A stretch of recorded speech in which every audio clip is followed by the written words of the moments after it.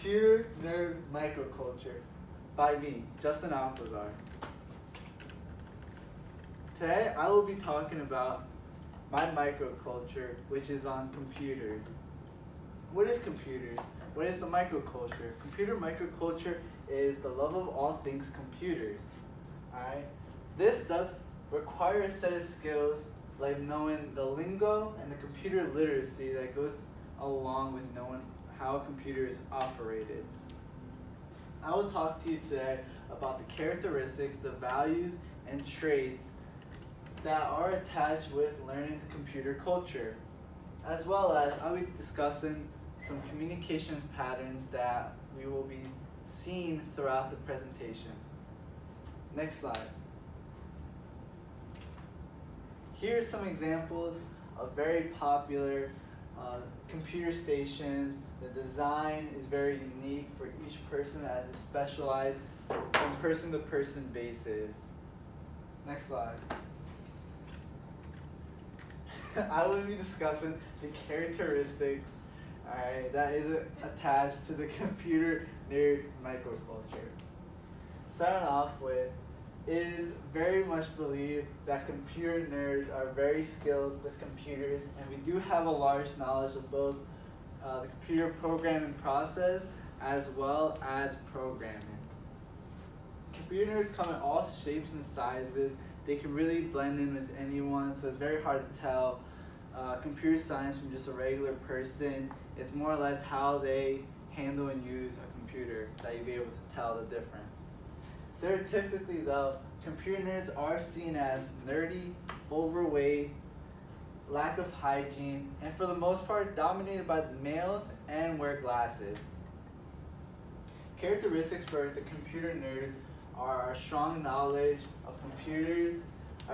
We are very social among ourselves.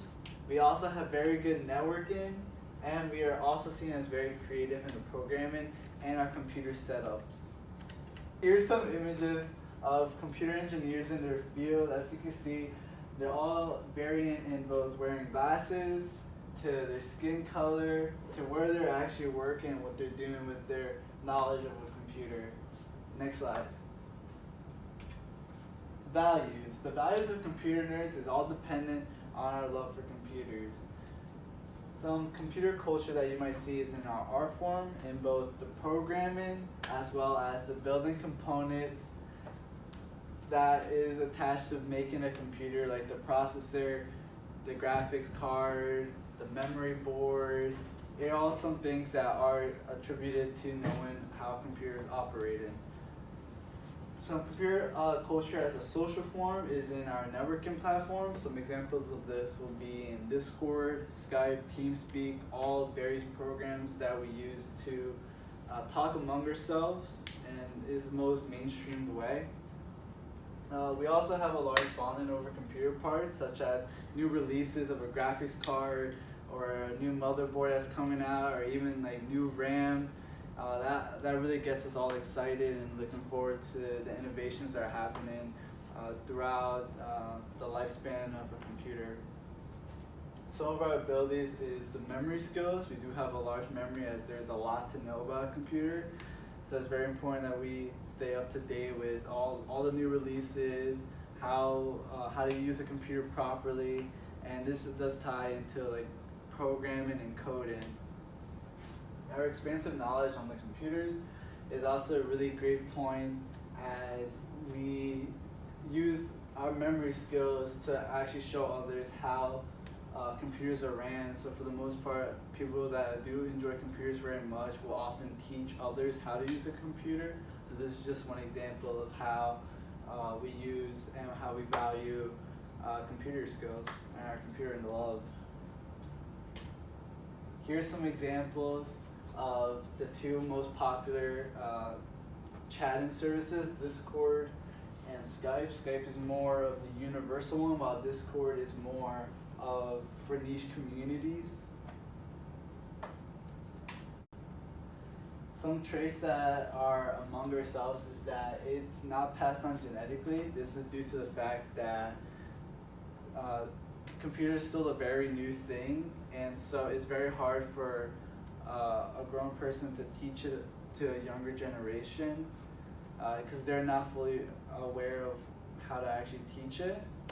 This is why the younger generations are the ones that are more likely to know and how to operate a computer properly than the older generation, and this is something that we're just seeing in all the data, as well as it just over time it's just gonna be more emphasized.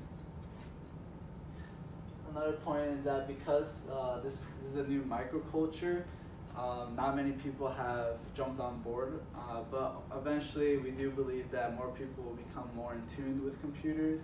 So for right now, it is as seen as a microculture because it's very specific.